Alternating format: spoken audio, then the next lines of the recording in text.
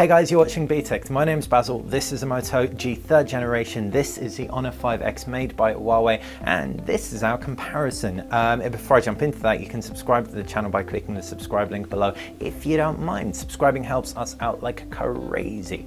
Back to these two phones. One of you commented in our Honor X coverage that you really wanted to see it compared to the Moto G 3rd generation. The Moto G series represents real value for money. It launched the value for money prospect in the Android space with the original 3 generations in, and how does it stack up to what is arguably the best premium smartphone around at a budget price? £189. You can pick it up for £169 if you get it on offer through the VMall shop. The Moto G 3rd generation comes in a couple of pricing variants. You can get it at a range of prices around the place, but around £189 or so for the 2 gig variant with 2 gig of RAM, 16 gig internal memory, or if you opt for the lowest spec one, 1 gig of RAM, 8 gig internal memory, that'll be a little bit cheaper. But do you know what? Don't bother. Wouldn't recommend it. Wouldn't recommend it one bit, because you will fill up that 8 gig of memory in no time. So design wise, you can see the two are pretty different. This is water resistant. You can actually dunk it in water and it will be fine. It's also curvaceous, it's ergonomical, sits really nicely in the hand. It's got a smaller display, 5 inches, 720p, less sharp, but I really like the in-hand feel. You've got slight striation on the back. There's heavy customization with this. Moto Maker affords you the luxury of not just swapping out your back covers, but even picking accent colors, etc. The front of the device plays host to 2 grooves, one up top, one up bottom. This is a mono front firing speaker, though not stereo in spite of how it looks. 5 megapixel front camera, that 5-inch 720p display, which looks really nice. Switch off adaptive brightness, it's quite aggressive, and you can get some really nice vibrant pictures from this thing. Right hand side, volume rocker and power button. Down at the base, micro USB connector. Nothing on the left. Up at the top is that 3.5mm headphone jack, and around the back, 13 megapixel camera with a dual tone flash, Motorola insignia, little dimple, removable back cover underneath, which sits, I think it's a 2460 milliamp battery. Battery was great on this thing. In fact, this thing generally was really good when it launched. It launched at over £200 though, so it was a little bit expensive, but now that the price has dropped, it's much easier to recommend. The Honor 5X brings with it a whole different set of features. 5.5-inch Full HD display, a la iPhone 6 Plus, that's 400 pixels per inch, really cool going. Front-facing 5 megapixel camera as well. You've got no front firing speakers, which is a shame. Right hand side, you've got volume rocker and a power button. Down at the base, micro USB connector and a bottom firing speaker. The other grill is for the microphone. Left hand side, you've got a SIM slot and a micro SD card slot. This can take a single nano SIM, a single micro SIM, and a single SD card simultaneously. Up at the top, 3.5mm headphone jack. You can see brushed metal body around the back. It is indeed metal, and that 13 megapixel rear camera. Fingerprint scanner, real pièce de résistance on a device of this price. It works absolutely wonderfully. It's also a smart fingerprint scanner, so it will unlock your phone, as you just saw. But if I use a different finger, I can actually set it to do something different. So I've actually set it to fire up the camera. If you want to know more about that, then check out our full review of the Honor 5X, or indeed the Moto G 3rd generation. So that's the designs. How do they feel? How do they stack up against each other?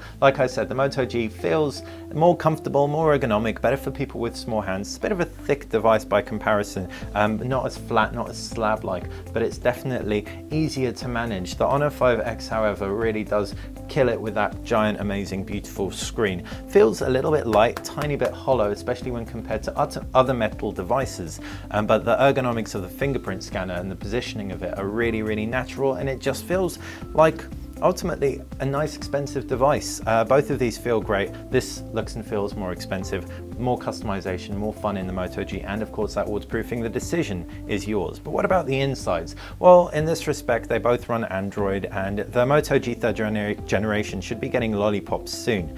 Sorry, Marshmallow, but they're both running with Lollipop right now. It's pretty clear to see Motorola's taken a stock approach, and I love that. It looks beautiful, really slick, strong UI that's got traditional Android elements strewn throughout. Unlike Huawei's Emotion UI, which is found on all Honor devices, this is very iOS-like. You can pull down to get a universal search.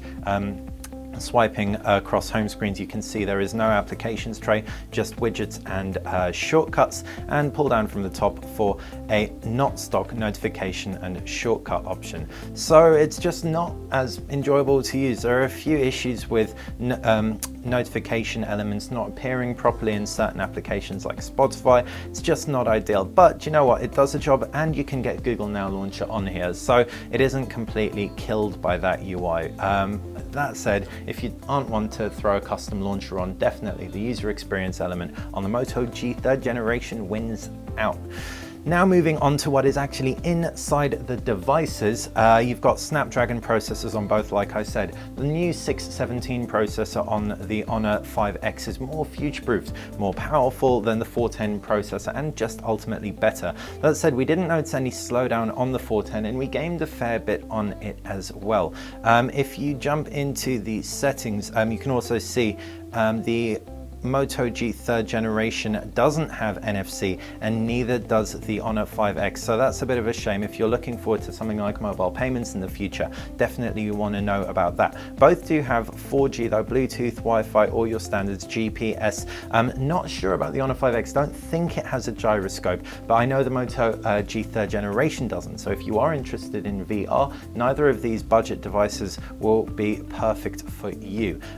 In the same breath though, the Honor 5X has 16 gig internal memory and is expandable by 128, as is the Moto G 3rd generation, which means that you'll be able to get all your photos, music, movies on here, no problem. Both devices running Android, loads and loads of applications available through the Google Play Store, and in all the games that I threw at them, aside from emulators, neither had any issues. The only area that either struggled is the point I'm going to come on to next, and that is the cameras. And I say struggled, that's just where you got the most slowdown. So the camera on both devices is actually pretty impressive. Get a microfiber cloth in there, get a lens cap in there, and we can actually take a test picture on the fly. Motorola's user interface isn't my favorite. Photos has stopped, but Honor's isn't too bad. So the thing I don't like about the Motorola user interface is it isn't really tap to focus per se. You have to drag the slider, and it just feels like it takes a little bit longer. As you can see, there's a slight slowdown in waiting around taking a picture, but once you do in good light, both of these devices kind of kill it. You can see there's a really respectable pictures for devices that cost under 190 quid.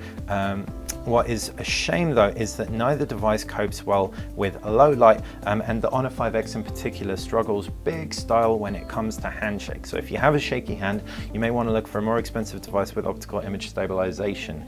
The batteries are also different capacities, 4560 I think, and 3000 milliamps on the Honor 5X. What you end up with across both devices is batteries that will easily last a full day. The Honor 5X though impressed me a lot more because it went into 2 days comfortably. The reason maybe comes down to the Snapdragon 617 under the hood. The 617 seems to be a very efficient processor, so that 3000 milliamp battery, in spite of the 5.5-inch screen, performed amazingly well. You'll be able to see more about both devices in my full reviews, but if you've got any questions, anything that I didn't cover, fire them in the comments section below. If you did like this quick comparison, or not so quick comparison, then click that thumbs up button and subscribe to the channel. Like I said, it helps us out like crazy. Thanks for watching.